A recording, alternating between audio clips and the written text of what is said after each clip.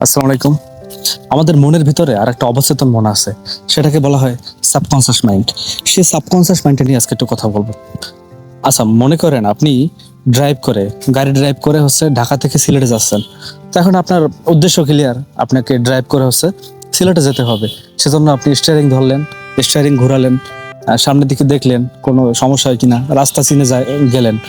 এর বাইরেও কিন্তু আর একটা বস্তু আপনার ওই গাড়িতে কাজ করে, সেটা হচ্ছে যে গাড়ির ইঞ্জিনকে আপনি ডিরেকশন দিচ্ছেন, সে কিন্তু কাজ করতেছে। সেটা কিন্তু আপনি জানতেছেন না সে কিভাবে কাজ করতেছে, কিন্তু সে কাজ করতেছে। এবং সিলেট যাওয়ার জন্য যে যে কাজ দরকার সে সেটাই করতেছে। So, আমাদের সাবকনসিয়াস মাইন্ডটাও ঠিক সেম। আপনি যখন একটা জিনিস বলবেন যে আমি পারবো, আপনার সাবকনসিয়াস মাইন্ডটা সেভাবে কাজ করে, ব্রেনটা সেভাবে কাজ করে। আবার সেম, আপনি যখন বলবেন যে আমি পারবো না, করবো না, তো সাবকনসিয়াস মাইন্ড আপনাকে বলবে ঠিক আছে, আপনার মতো গর্ত পার এই পৃথিবীতে নাই, আপনি পারবেন না, ইটস ওকে। সো সাবকনসিয়াস মাইন্ডটা এটাই।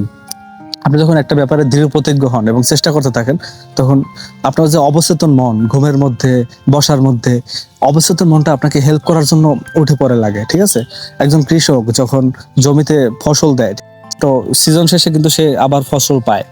সে এই যে ফসলটা পাইলো উর্বর জমিতে, এই যে প্রক্রিয়াটা, এটা একটা কি সাবকনসিয়াস ইয়ার মতো কাজ করে। ঠিক আছে, এটা আল্লাহ সুবহানাহু ওয়া তাআলা জমিকে উর্বর করে, মাটির মধ্যে কিছু পুষ্টিগুণ দেয়, এবং এটা আল্লাহ প্রদত্ত একটা ইয়া। আল্লাহ সুবহানাহু ওয়া তাআলা আমাদের মধ্যে এরকম একটা মাইন্ড দিয়ে রাখছে ভিতরে, যেটা আমরা জানিই না, এই সাবকনসিয়াস মাইন্ড।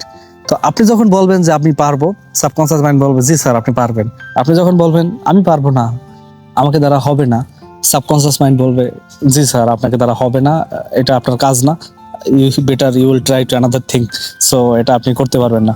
সো সাবকনসিয়াস মাইন্ডের কাজ কিন্তু এটাই। সো এখন আমরা কি আমাদের সাবকনসিয়াস মাইন্ডটাকে চালাবো নাকি হাইড করে রাখবো?